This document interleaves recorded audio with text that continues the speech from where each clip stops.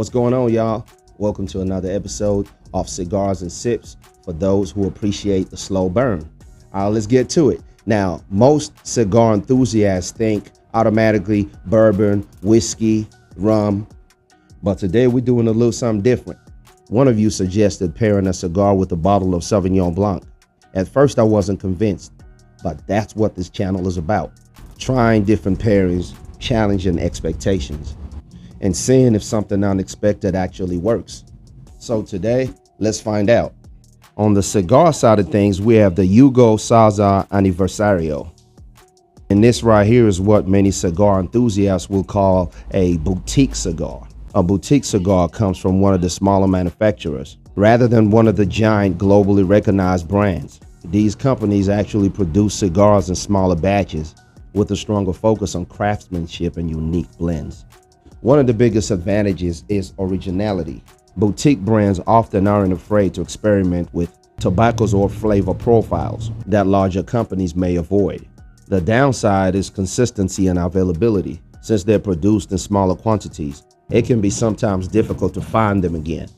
And batches can vary more than mass-produced premium cigars. But that's part of the fun. You get to discover something that not everyone is smoking. And when you look at the cigar, it has a nice wrapper, like a nice oily appearance. I don't know if you can see it right there. I'll try and zoom in a shot, but yeah. The construction feels solid and it's packed evenly. So far, it looks promising. All right, so let's do it. I'm going with a straight cut today because this is the only cutter that I have at the moment. I'm going to do an episode where we talk about, how to cut a cigar and really concentrate into that. You know what I'm saying? I don't want to make the episodes too long. So, I'm going to go with a straight cut. And again, like we always say, I'm just going to take the top off right here. Sometimes there's a little line here or 3 lines, and I just try and take the cutter. Just try and take the top off, just like so. Again, like cut it clean off, just like that. And like I always say, you want to take your time because you only get one chance to do it right. From here, you already know we're going to toast the foot and bring it to life. Yeah, baby. I like it. I love it. See that right there? Nicely toasted. See, I'm not burning the edges right here. It's just focusing on the foot right there. A slow light gives the cigar the best chance to burn evenly from the beginning.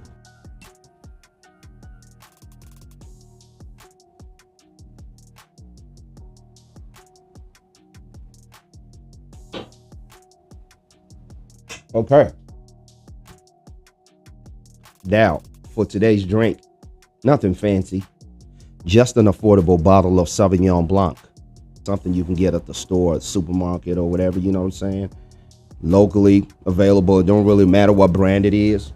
And like I said from the beginning, we're going to keep things realistic. You know what I'm saying? Ain't no fronting for the camera. This was not an expensive bottle at all. And if you wanted to, you could go for the most expensive bottle and the most expensive cigars, but that's not what we're trying to do. There's a lot of channels out there that try and make it seem like, you have to be some kind of, you know what I'm saying, upper echelon. You don't have to. You can rock out and just keep it simple like I'm doing here today because we're trying to keep it real for y'all. But I will say the one reason I chose the Sauvignon Blanc, right, is because it's known for being crisp. It's refreshing and naturally high in acidity. You'll often notice flavors like citrus, green apples, grapefruit, passion fruit, or even fresh herbs. The theory behind today's pairing is simple. Instead of pairing a cigar with something heavy like bourbon, we're trying to see whether the wine's brightness can refresh the palate between draws instead of competing with the cigar. The color is clean and pale. I've been drinking it. It's not bad. I'm not really a wine connoisseur, but it's not bad. I can handle it. Okay, so now that I've had time for the wine and the cigar to settle in, here's what I'm noticing. I'm gonna try my best to explain it for y'all. The Sauvignon Blanc really cleanses the palate. After every sip, it seems to wash away the bitterness of the cigar, allowing the next draw to feel fresh rather than heavy. What's interesting is the wine actually does not compete with the cigar. It gives it room to breathe. Instead of carrying that lingering bitterness from one puff to the next, the crisp acidity of the Sauvignon Blanc cleanses the palate. For me, it's making the smoking experience feel lighter and smoother. And honestly, it's a lot more refreshing than I expected. I mean, not bad, you know? It's probably not the pairing I'd reach for on a cold winter evening. But on a warm afternoon, relaxing on the patio, I could definitely see the appeal.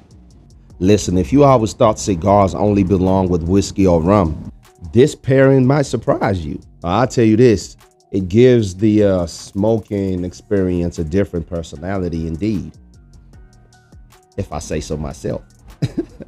I think this pairing is perfect for somebody who enjoys cigars but doesn't necessarily drink whiskey or bourbon. It's also a great option if you're introducing someone to premium cigars and you want a drink that's approachable and refreshing. And besides that, not every cigar pairing has to be bold. Sometimes balance is exactly what you're looking for. That's been another episode of Cigars and Sips. If you ever paired a cigar with something unexpected, let me know in the comments. I might feature your suggestion on the next episode. And until next time, remember, light your cigar slow, sip something worth remembering, and let the rest of the world wait a little longer. I'm gonna catch y'all on the next one, y'all. Peace.